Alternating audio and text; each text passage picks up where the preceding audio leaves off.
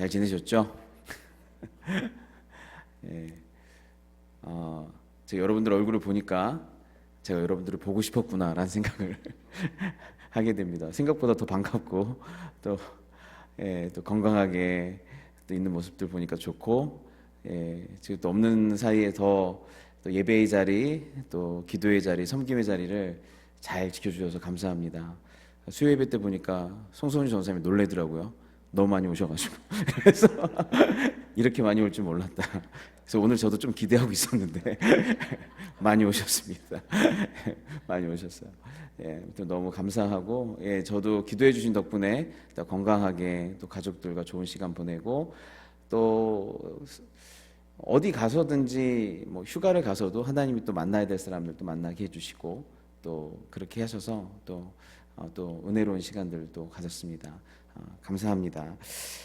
오늘 말씀을 제대로 들으려면, 좀 이해하려면 그 전에 38장 말씀인데 37장 말씀을 보시면 될 텐데, 37장에 보시면 그 유명한 마른 뼈들이 가득한 그 사망의 골짜기, 소망이 전혀 없는 그 골짜기에서 인자야, 이 마른 뼈들이 능히 살아날 수 있겠느냐라고 했을 때, 그 마른 뼈들에게 대언했을 때 마른 뼈가 살아나서 서로 연결되고, 또 힘줄이 생기고 살이 붙고, 그리고 생기가 들어가서 마른 뼈가 군대가 되는 그 환상이 있었죠.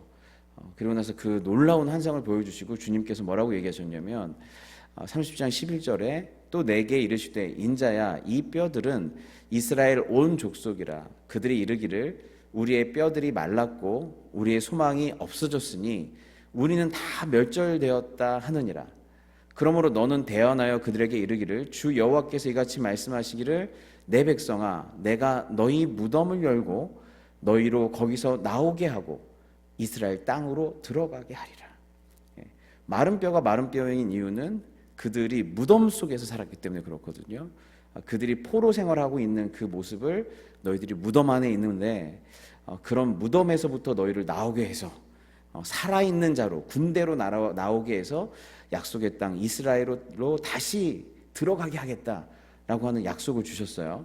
그리고 나서 그 37장 후반부에 보면 또 놀라운 예언과 함께 약속을 주시는데, 내가 너와 영원한 화평의 언약을 세우겠다라고 약속하셨어요. 26절에 내가 그들과 화평의 언약을 세워서 영원한 언약이 되게 하고, 또 그들을 견고하고 번성하게 하며 내 성소를 그들 가운데 세워서 영원히 이르게 하리니 내 처소가 그들 가운데 있을 것이며, 하나님의 성소가 그들 가운데 중심에 있을 것이고 그들의 하나님이 되고 그들은 내 백성이 되리라. 내 성소가 영원토록 그들 가운데 있으리니 내가 이스라엘을 거룩하게 하는 여호와인 줄을 열국이 알리라 하셨다 하라. 놀라운 약속이고, 굉장히 아름다운 약속이고, 그 절망 속에 있는 이스라엘이 이 약속을 받았을 때 다시금 마음이 열리고, 와, 하나님이 우리에게 이런 새 일을 행하시겠구나 라고 하는 그 소망이 일어났을 거예요.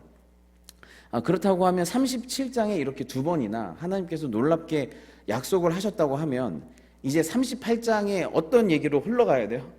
이제 이 약속을 하나님이 어떻게 이루시는지에 대해서 기대에 찬 마음을 가지고 하나님이 어떤 일을 이루실까를 생각하면서 나아가야 돼요. 그러면 38장에 그럼 어떤 일이 일어나야 되는가? 그런데 예상 밖에 어떤 일이 일어나냐면, 38장에서 37장에 이렇게 아름답고 놀라운 비전, 말도 안 되지만 그것들을 이루실 것 같은 그런 비전을 주시고 나서 38절에 곡이 쳐들어올 거라고 그러시는 거예요. 곡이 쳐들어올 거라. 38장에.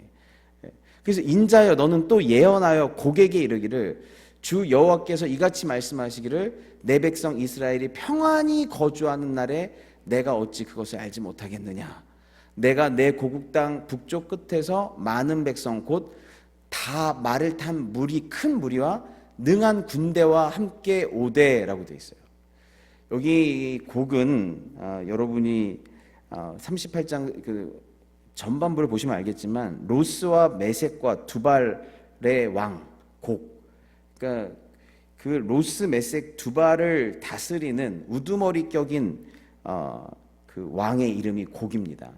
그래서 여기에서는 특정 민족이지만 회복된 하나님의 백성을 노리는 모든 시대의 압도적인 악의 세력을 대표하는 이름으로 사용되는 이름 중에 하나가 이 곡이에요. 마치 귀신들의 왕인 것처럼 이 시대에 어떠한 큰 권세와 힘을 갖고 하나님의 백성을 대적하는 그 큰 무리를 상징하는, 그래서 그 요한계시록에서도 보면 곡과 마곡의 전쟁이 나오잖아요. 그러니까 이 곡이 등장을 하는 거예요. 그러니까 이게 참 놀랍죠. 평안히 거주하는 날에 곡이 와요. 그리고 37장에 하나님이 두 번이나 놀라운 회복의 메시지를 그리고 비전을 주셨는데 그 다음 오는 게 가장 무시무시한, 가장 힘 있는 악의 세력을 대표하는 곡의 위협을 당한다는 거예요. 곡이 쳐들어온다는 거예요. 여기에서 왜 하나님은 이렇게 일을 하시지? 라는 생각을 우리가 하게 됩니다.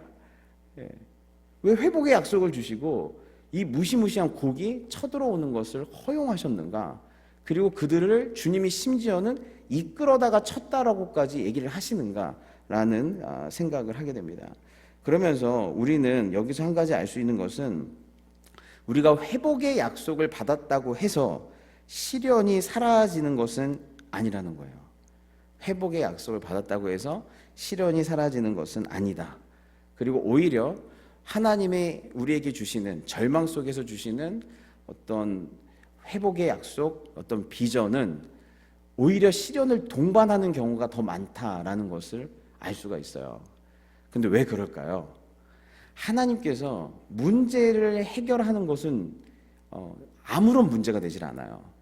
하나님께서 우리 앞에 있는 문제를 순식간에 없애는 것, 큰 대적을 무너뜨리는 것, 그것이 하나님한테는 큰 도전도 아니고 어려움도 아니에요. 근데 하나님의 관심은 어디 있냐면 항상 우리에게 있어요. 하나님은 우리에게 약속을 주시고 그 약속을 얼마든지 우리가 원하는 때에 급하게 빨리 이루어질 수 있는 분이신데, 하나님은 그것을 당장 이루어 주시는 것이 아니라 유보하시는 것처럼 보이고, 오히려 약속과 언약을 고난과 함께 주시는 것들을 보면서 하나님이 정말 우리에게 원하시는 뭐가 있다라는 걸 아셔야 돼요. 하나님은 우리에게 요구하시는 어떤 것이 있다는 것을 우리가 알게 돼요. 그것은 무엇이냐면, 하나님이 우리에게 원하시는 건 뭐냐면 하나님에 대한 믿음이에요. 하나님에 대한 믿음이에요. 기독교는 은혜와 믿음의 종교거든요. 은혜와 믿음인데, 하나님은 우리에게 하나님에 대해서 진심으로 신실하게 믿는 그 믿음이 어떠한 신지를 하나님은 계속 보고 계시고, 모든 상황 속에서 결국 여러분들이 믿음의 열매를 맺기를 바라시는 줄을 믿습니다. 그래서 그 놀라운 환상을 주는데 곡과 마곡이라고 하는 눈앞에 현실적인, 그것도 평안할 때 적이 쳐들어오는 것을 보고 하나님은 너는 이런 상황 속에서도, 이런 환경 속에서도, 혹은 내 약속과 뭔가 매칭이 되지 않는 어떤 현실 속에서도 너는 나를 믿니? 나의 약속을 믿니? 나의 신실함과 능력을 믿니? 라고 우리에게 말씀하시는 거예요. 주님께서는 이 모든 상황 속에서 우리에게 보고 계시는 건 그 믿음인 것이죠.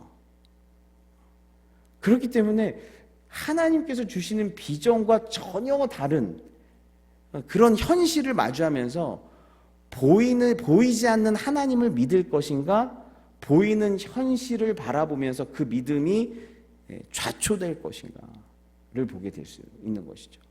그래서 정말 주님이 우리에게 보시는 건 믿음이고, 우리가 잃지 말아야 될 것은 믿음이고, 그리고 우리가 어떠한 상황 속에서도 굳게 세워야 될 것은 하나님에 대한 믿음이구나 를 아셔야 돼요. 그래서 여러분 야고보서에 보면 1장 2절에 이런 말이 나와요. 내 형제들아, 너희가 여러 가지 시험을 당하거든 온전히 기쁘게 여기라. 이는 너희 믿음의 시련이 인내를 만들어내는 줄을 너희가 알미라. 인내를 온전히 이루라. 이는 너희로 온전하고 구비하여 조금도 부족함이 없게 하려 함이라. 이 말씀이 참 귀한 게요, 우리 형제들아, 너희가 어떤 시험을 만난대요? 여러 가지 시험들을 만난대요. 어떨 때는 재정의 시험, 어떨 때는 관계의 시험, 어떨 때는 질병의 시험. 그 여러 가지 시험, 여러 가지 시험들을 만나요. 그리고 어떨 때는 이게 겹쳐서 올 때도 많아요. 그런데 이게 다 그러니까 복수죠. 여러 가지 시험들은. 근데 2절에 보니까 이 여러 가지 시험들이 결국 하나의 시험이라는 거예요. 여러 가지 종류의 강도의 시험들이 있는데 그 모든 종류와 강도의 시험들은 결국 무엇이다? 믿음의 시련이라는 거예요. 이건 단수로 돼 있어요. 여러 가지의 시험들이 결국 하나님께서 하나님을 향한 나의 믿음을 단련하고 정결하게 하고 정금같이 하고 더 강하게 하기 위한 믿음의 시련이다라고 얘기하는 거예요. 시련의 의미를, 시험의 의미를. 그렇기 때문에 중요한 것은 이 상황 속에서 내가 주님에 대한 어떠한 믿음을 가질 것인가, 어떠한 믿음이 흔들리면 안 되는가, 마귀는 결국 주님에 대한 어떠한 믿음을 깨려고 하는 것인가를 살펴볼 필요가 있겠죠. 왜냐하면 이게 믿음의 시련이기 때문에 그렇습니다. 그래서 그 모든 믿음의 시련을 통해서 하나님은 우리에게 인내를 만들어내려고 하신다는 거예요. 인내의 열매를 만들어서 이는 너희로 온전하고 구비하여 조금도 부족함이 없게 하려 함이라. 너희가 온전한 자가 되게 하려고 하는 것이 주님의 뜻이다라고 얘기를 하고 있습니다. 그렇다면 오늘 문맥 속에서 우리가 가져야 될, 성도들이 가져야 될 믿음은 뭐냐면 23절이에요. 이거 다 같이 읽겠습니다. 시작. 이같이 내가 여러 나라의 눈에 내 위대함과 내 거룩함을 나타내어 나를 알게 하리니 내가 여호와인 줄을 그들이 알리라. 하나님이 평안히 살고 있는, 심지어 약속의 백성들에게 곡을 허락하신, 내 평안을 다 깨트리는 그 무시무시한 그 곡을 허락하신 그 이유는 내 위대함과 내 거룩함을 나타내게 하려고 하시는 거예요. 하나님의 위대하심과 거룩하심, 이 두 가지가 함께 공존하신 분이 하나님이시거든요. 위대하시면서 거룩하신 분, 그것을 여러 나라뿐만 아니라 하나님의 백성들이 더욱더 알고 깨닫게 하시기 위해서 하나님의 위대하심과 거룩하심. 그래서 우리는 어떤 상황 속에서도 이 믿음을 놓으면 안 되겠죠. 하나님은 위대하시다. 그리고 하나님은 거룩하시다. 위대하고 거룩하신 하나님이 나에게 하나님이 누구신지 알게 하고 그 하나님을 더 잘 믿게 하려는 주님의 선하신 뜻이 있다. 그래서 우리는 시험 자체에 포커스를 하는 게 아니라 그 시험을 통해서 하나님을 알게 하시기를 원하시기 때문에 위대하시고 거룩하신 하나님께 포커스할 수 있는 저와 여러분 되시기 바랍니다. 그러면서 이제 그 하나님이 얼마나 위대하신지를 16절에 보면요, 구름이 땅을 덮은 같이 내 백성 이스라엘을 치러 오리라. 고가 끝날에 내가 너를 이끌어다가 내 땅을 치게 하리니 이는 내가 너로 말미암아 이방 사람의 눈앞에서 내 거룩함을 나타내어 그들이 다 나를 알게 하려 함이라. 곡을 내가 너를 이끌어다가 내 땅을 치게 한대요. 근데 내 땅을 치게끔 했지만 결국 곡이 망해버려요. 곡이 실패하게 돼요. 근데 이것을 하나님이 하시는 것인데, 하나님의 위대하심은 어떤 거냐면 곡을 하나님의 도구로 쓰실 수 있는 것이 하나님의 위대하심이에요. 하나님은 아수르도 내 진노의 막대기라고도 하셨고 바벨론의 느부갓네살을 내 종이라고 하셨어요. 하나님의 위대하심은 악을 사용하실 수 있다는 데 있어요. 우리는 악을 못 만지게 하죠. 더러운 것을 못 만지게 하죠. 왜냐하면 악과 더러움을 우리가 사용하면 우리도 전염되기 때문에 그래요. 우리는 악과 죄와 악한 세력을 사용할 수 있는 위대한 능력이 없어요. 근데 하나님의 위대하심은 자기의 거룩하심을 훼손하지 않으면서도 바벨론을, 느부갓네살을, 그리고 아수르를, 그리고 심지어 곡과 같은 그러한 가장 극악하고 가장 강력한 마귀의 도구들을 하나님은 자신의 도구로 쓰실 수 있다는 거예요.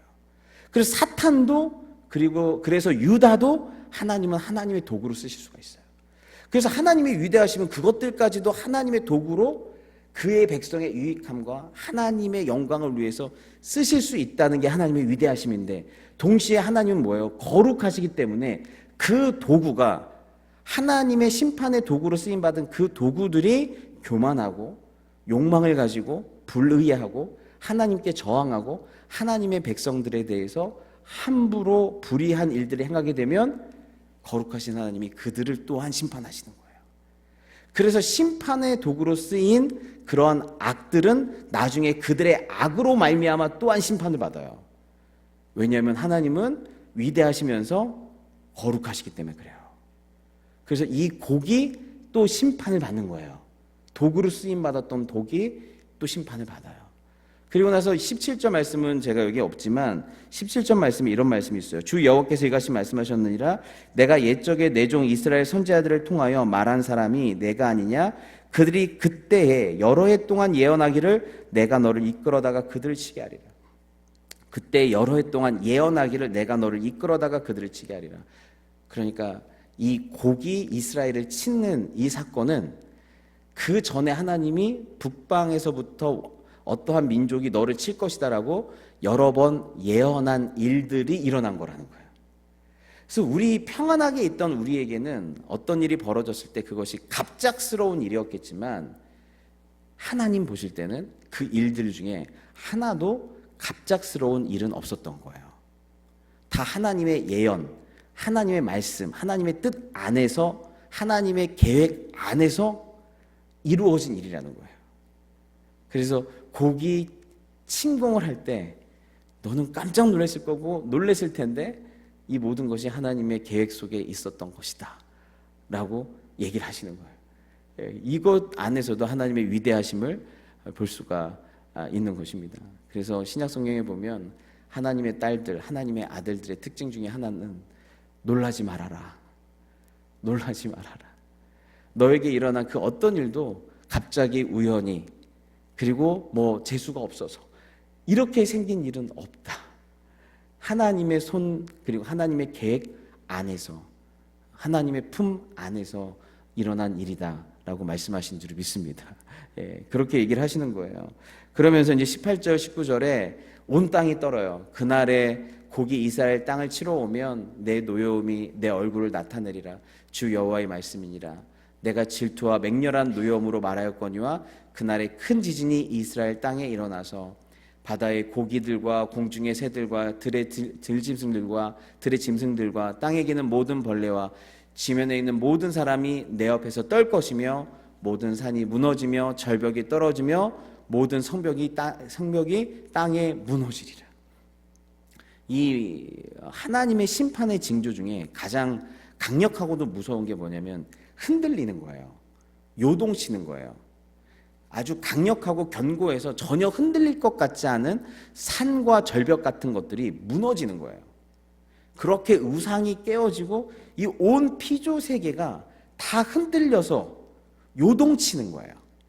그러니까 지진이라고 하는 것이 결국 토대가 흔들리는 것이고 토대가 요동치는 건데, 하나님의 가장 무서운 심판 중에 하나는 그 사람 어떠한 그 나라 그리고 심판의 대상들의 토대를 흔들어 버리는 그러한 심판들이 임하는 것이죠. 그런 거룩하신 하나님 앞에서 진동하는 그런 일들이 있는 것입니다. 그래서 저희들의 인생 가운데에서도 가장 무서운 어떤 고난과 시험들은 이렇게 무서워서 떨리는데, 이 떨리는 게 하나님이 나를 진동하게 하시는, 내 토대가 흔들리고 내 기둥이 흔들리는 것 같은 그런 진동케 하시는 그런 시험이 올 때 굉장히 무섭죠. 두렵죠. 내 주변에 있는 것들이 다 무너지고 이런 것들을 보면서 무섭습니다. 네, 하지만 이 곡을 허락하신다고 하는 것은 결국에는 하나님의 백성들에게 흔들겠다는 거예요. 하나님의 백성들을 하나님께서 요동치시게 만드신다는 건데, 근데 여기에 놀라운 또 메시지가 있어요. 위대하고 거룩하신 하나님의 놀라운 메시지가 있는데, 이 히브리서 12장 말씀에 보면 왜 하나님이 요동케 하시는가? 왜 하나님은 지진을 허락하시고 무너뜨리시고 요동케 하시는, 진동케 하시는 일들을 허용하시는가를 볼 때 이렇게 얘기해요. 25절에 너희는 삼가 말씀하신 일을 거역하지 마라. 하나님은 말씀하신 하나님이시거든요. 근데 말씀하시는 하나님을 경외하고 하나님의 말씀을 거역하지 말래요. 땅에서 경고하신 일을 거역한 그들이 피하지 못하였거늘.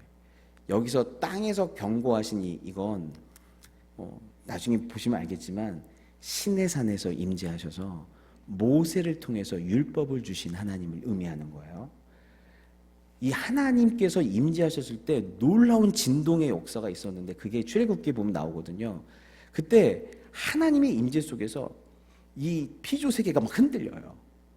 근데 그때 하나님이 말씀을 주세요. 모세를 통해서 율법을 주시거든요. 땅에서 경고하신 일을, 율법으로 말씀하신 일을 거역한 그들이 그 말씀에 하나도 피하지 못하고 말씀대로 하나님에서 심판을 다 받은 거예요. 하물며 하늘로부터 경고하신 일을 배반하는 우리일까 보냐. 하늘로부터 경고했다는 건 뭐예요? 땅의 사람 모세를 통해서 말씀하신 게 아니라 하늘의 사람 예수 그리스도를 통해서 말씀하신 하나님을 얘기하는 거예요.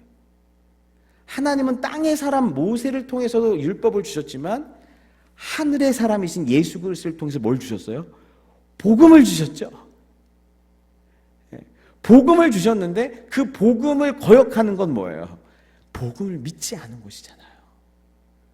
복음을 믿지 않고 그 믿음대로 살지 않았던 거잖아요.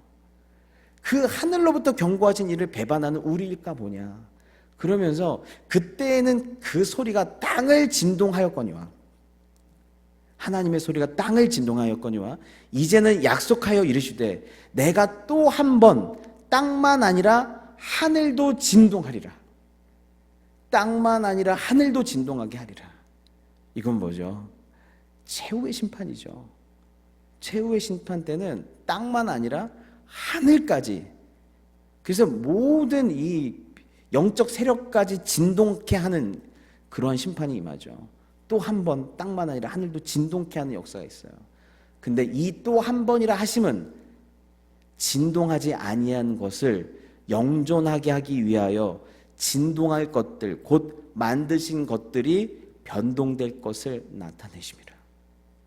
말이 어려운데 한마디로 뭐냐면 하나님은 이 땅을, 이 피조 세계를 흔드셔서 무엇이 흔들리고 변하고 무너지고 무엇은 진동하지 않는지, 하나님의 심판 앞에서, 하나님의 말씀 앞에서, 임재 앞에서 어떤 것은 진동하지 않고 어떤 것은 흔들려서 무너지는 이것들을 가려내신다는 거예요. 그래서 이거는 안 흔들리는구나. 강력한 하나님의 임재 앞에서도, 하나님의 심판 앞에서도 이건 흔들리지 않는구나. 하지만 이거는 흔들리는구나. 이거는 변동되는구나. 이건 없어질 수 있구나. 하지만 흔들리지 않는 그것은 영존하는 것이구나. 라는 것을 깨닫게 해주신다는 거예요. 여러분, 우리 인생에서도 우리를 흔드는 일들이 있어요. 우리는 몸을 입고 있고 마음을 갖고 있고 영을 갖고 있기 때문에, 그리고 환경에 속한 존재이기 때문에 환경이 흔들리면 같이 흔들리고, 내가 의지하는 것들이 흔들리면 같이 흔들리고, 내가 연약하기 때문에 질병이 오면 내 몸이 흔들리고 다 흔들려요. 근데 희한한 건 그리스도 안에서는 내가 흔들리고 있는데 어떤 건 안 흔들리는 게 있어요. 요동하지 않는 게 있어요. 더 깊어지는 게 있어요. 그래서 우리 안에 흔들리는 것과 흔들리지 않는 것들이 함께 있는데, 흔들리는 것을 경험하는 걸 통해서 이거는 안 흔들리는구나 를 깨닫게 되는 거예요.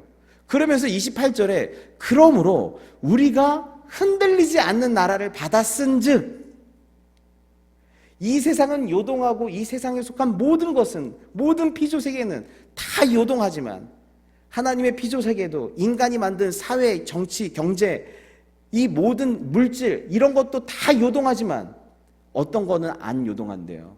흔들리지 않는 나라가 있대요. 하나님이 아무리 강력하게 임재하시고 하나님의 빛이 비춰도 하나님의 심판이 임해도 흔들리지 않는 그 나라가 있대요. 근데 여러분이 뭐예요? 우리가 흔들리지 않는 나라를 받았대요. 여러분 안에는 흔들리지 않는 나라를 받았기 때문에 그 나라 안에 있는 것들이 있어요. 그 나라 안에 있는 하나님의 사랑, 그 나라 안에 있는 하나님의 신실함, 그 나라에 있는 하나님의 평강, 하나님의 소망이 있어요. 예, 그 소망이 있어요. 그래서 땅이 흔들려도 하나님 나라는 안 흔들려요. 나의 계획은 흔들려도 하나님의 계획은 흔들리지가 않아요. 사람들의 사랑, 사람들의 약속, 사람들과의 믿음은 흔들려도 주님의 사랑과 주님의 약속은 흔들리지 않아요. 건물은 흔들려도 참된 교회는 사라질 수가 없어요.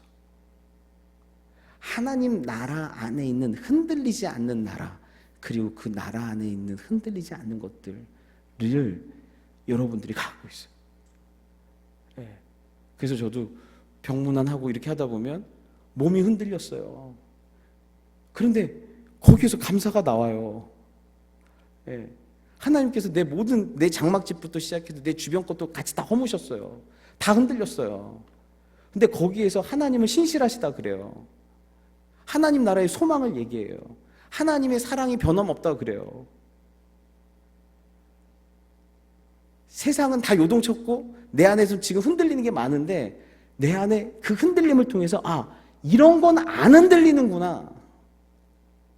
이런 건 하나님 나라 안에 속해 있는 거기 때문에 깊어지는구나. 그래서 흔들리지 않는 나라를 받았다는 것을 우리가 어떻게 알아요? 흔들림을 통해 알게 되는 거예요. 곡을 마주하면서 알게 되는 거예요. 무화과 나무잎이 마르고 포도 열매가 없고 외양간 송아지 없어도 난 여호와로 말미암아 기뻐하고 즐거워하리라는 노래가 어떻게 나올 수 있겠어요? 지금 곡과 같은 대군들이 쳐들어오는데 그 곡을 통해서 흔들리지 않는 나라를 내가 받았구나. 그리고 우리 하나님은 소멸하는 불이심이라. 소멸함으로 말미암아 소멸치 않는 그것을 우리에게 주시는 분이 주님이신 줄을 믿습니다. 그래서 결국 이 곡을 하나님께서 어떻게 심판하시냐면 자기들끼리 싸우게 해서 끝내요. 주 여호와의 말씀이라 내가 모든 산 중에서 그를 칠 칼을 부르리니 각 사람이 칼로 그 형제를 칠 것이며 아무리 무서운 대적도 그들 스스로 무너지게 될 거라는 거예요. 그들 스스로 싸워서 무너지게 될 거라는 거예요. 여러분, 우리가 뭘 아무리 거대한 계획을 세워놓고 그 계획을 향해 열심히 달려가고 준비하고 그래서 그걸 세웠다고 해도 우리는 결국 서로 싸워서 무너지는 존재예요.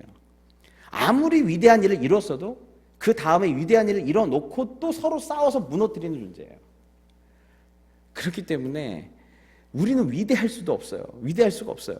근데 하나님의 위대하심과 거룩하심은 어디서 있냐면 그런 우리를 위해서 스스로 곡처럼 서로 싸우다가 무너질 수밖에 없는 그것이 사실 우리의 실존인데 하나님 어떤 분이시냐면 출애굽기에 보면 모세가 백성에게 이르되 너희는 두려워하지 말고 가만히 서서 여호와께서 오늘 너희를 위하여 행하시는 구원을 보라. 너희가 오늘 본 애굽 사람을 영원히 다시 보지 아니하리라. 여호와께서 너희를 위하여 싸우시리니 너희는 가만히 있을지어다. 요즘 제일 은혜 받고 있는 구절 중에 하나예요. 하나님이 너희를 위해 싸운다. 내가 싸울 때는 그것이 아무리 명분이 좋아도 결국 스스로 무너지는 경우가 많아요. 근데 우리에게 놀라운 은혜는 뭐냐면 우리는 위대하고 거룩하신 그 하나님이 우리를 위해서 싸워주신다는 거예요. 우리를 위해서 싸워주신다는 거예요. 그 곡을 통해서 우리는 깨달아요. 그 곡을 무찌를 수 있는 분은 하나님이신데 하나님은 그 아무리 우리의 평안을 깨트리고 우리를 요동치게 하는 그 대적을 위해서, 우리를 위해서 싸워주시는 분이 있다. 그분이 우리 하나님이시다. 예. 하나님이 우리를 위해서 싸워주셔야 여러분도, 여러분 가정도, 우리 교회도 세워지고 지켜지고 돌봄을 받게 되는 줄 믿습니다. 예. 그래서 여러분, 우리 인생에 이해할 수 없는 그 놀라운 은혜를 받고 이해할 수 없는 곡과 같은 일들이 벌어졌을 때 위대하고 거룩하신 하나님, 그 하나님의 손 안에서 모든 것이 벌어지고 있다는 사실을 여러분 믿으시길 바라고, 비록 흔들리지만 그 흔들림 속에서 어떤 것은 무너지고 깨지겠지만 무너지지 않는 것을 하나님은 오롯이 드러내실 것이고, 모든 상황 속에서 하나님이 여러분과 함께 싸워주실 줄을 믿습니다. 같이 기도하겠습니다.